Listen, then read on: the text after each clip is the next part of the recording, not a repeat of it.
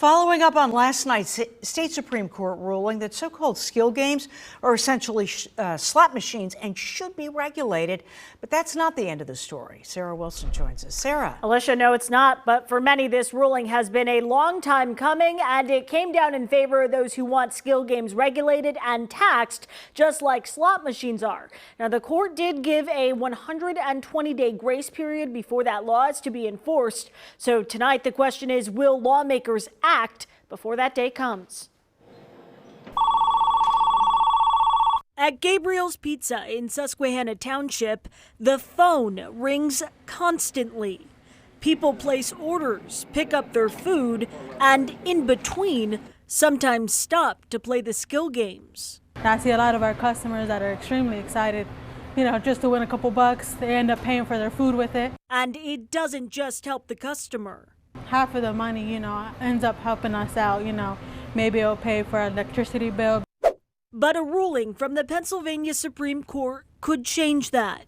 It strikes down what the justices call a pair of deeply flawed lower court rulings, saying these games are the same as slot machines and must be regulated as such. There is a criminal penalty for illegally maintaining slot machines. That's been on the books for a while, and that's to prevent illegal gambling not licensed by the state. And so lawmakers now have 4 months to act. Whether or not this will be part of the state budget remains to be seen. But if lawmakers don't make some sort of decision within the next 120 days, these machines will be seized by police. This will only intensify the push for the state to regulate and very likely tax them. Casinos have long lobbied for this, angry that their slot machines are taxed at more than 50%, while skill games aren't taxed at all. Lawmakers admit that's tempting. And I believe we need to resist that temptation. We shouldn't ever tax or regulate industry in pursuit of revenue.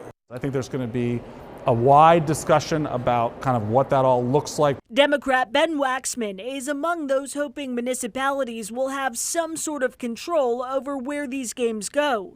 He also wants resources for those struggling with addiction. But still, nothing is set in stone. It's just a matter of how can we get this done in a way that is good for Pennsylvania.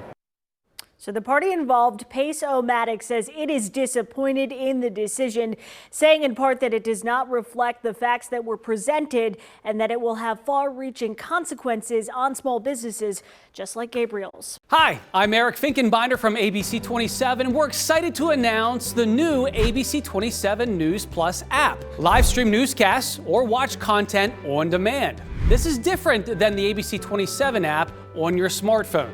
You can check this out at home, and it's very easy to use. With a Fire Stick, go to the homepage, scroll down to search.